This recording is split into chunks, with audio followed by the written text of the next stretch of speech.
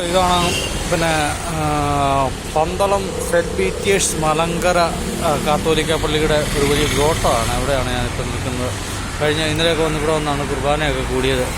ഈ ഭാഗങ്ങളിലൊക്കെ പിന്നെ സീറോ മലബാർ പിന്നെ കുറവാണ്. സീറോ മലബാർ സ്ഥാപനങ്ങളൊക്കെ കുറവായതുകൊണ്ട് ഇവിടെയൊക്കെ വന്നതെന്നാണ് കുർബാനയൊക്കെ കൂടുന്നത്. വളരെ നല്ല ഒരു അനുഭവമായിരുന്നു. കുർബാനയൊക്കെ നല്ല രീതിയിൽ തന്നെ കൂടാനായിട്ട് സാധിച്ചു.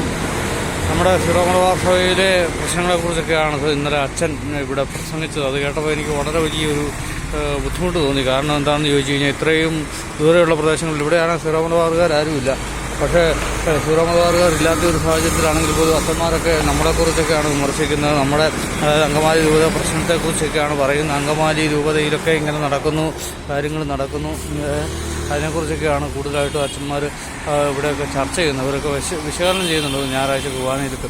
അതെല്ലാം മനസ്സിലാക്കിക്കൊണ്ട് നമ്മളത് നല്ല രീതിയിൽ കാര്യങ്ങൾ ഓടിക്കണമെന്നാണ് ഞാൻ പറയുന്നത്. നല്ല രീതിയിൽ നമുക്ക് പിന്നെ ആ പ്രശ്നങ്ങളൊക്കെ പരിഹരിക്കേണ്ടതായിട്ടുണ്ട്. ഇത് പിന്നെ ലോകാവസാനം വരെ നടന്നു പോകേണ്ട ഒരു കാര്യമൊന്നുമല്ല. നമ്മളിപ്പം ഏതെങ്കിലും ഒരു വിശ്വാസിക്ക് ചിലപ്പം എന്തെങ്കിലും ഒരു പിന്നെ ഒരു മോശപ്പെട്ട ഒരു രീതി കൂടെ ഒക്കെ ചെയ്യേണ്ടതായിട്ട് വന്നു കഴിഞ്ഞ് കഴിഞ്ഞാൽ ആ ഒരു കാര്യങ്ങൾ അങ്ങനെ പോകരുത്.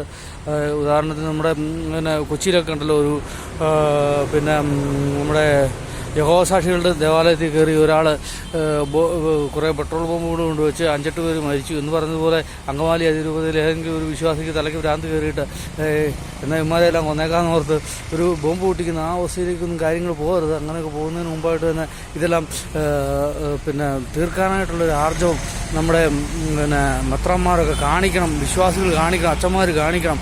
അങ്ങനെ ആരെങ്കിലുമൊക്കെ എവിടെയെങ്കിലും ഒരു പെട്രോൾ ബോംബ് വെച്ച് കഴിഞ്ഞാൽ അതിൻ്റെ ഉത്തരവാദിത്വം ആരേറ്റെടുക്കും എന്നുള്ളതിനെക്കുറിച്ച് നമ്മൾ ആദ്യമായിട്ട് ചിന്തിക്കേണ്ടതായിട്ടുണ്ട്. അപ്പോൾ അതുകൊണ്ട് പിന്നെ ഉത്തരവാദിത്വം തെക്കോട്ട് തിരിഞ്ഞിരിക്കുക വടക്കോട്ട് തിരിഞ്ഞിരിക്കുന്നവന്മാരെ ആരാണ് ഏറ്റെടുക്കുന്നതെന്ന് ആദ്യമായിട്ടൊരു തീരുമാനം ഉണ്ടാക്കണം. നമുക്ക് ഇവന്മാരെ ഇടംപിരിയന്മാരും വലംപിരിയന്മാരെന്ന് വേണേൽ പറയാം. മുന്നോട്ട് തിരിഞ്ഞിരിക്കുന്നവന്മാർ ഇടംപിരിയന്മാരും പുറകോട്ട് തിരിഞ്ഞിരിക്കുന്നതും വലംപിരിയന്മാർ. ഈ വലംപിരിയന്മാർ ഇടംപിരിയന്മാരൊക്കെ തമ്മിലുള്ള പ്രശ്നത്തിൽ ആരാണ് മധ്യസ്ഥം വഹിക്കുന്നത് എന്നുള്ളത് പ്രധാനപ്പെട്ട ഒരു കാര്യമാണ്.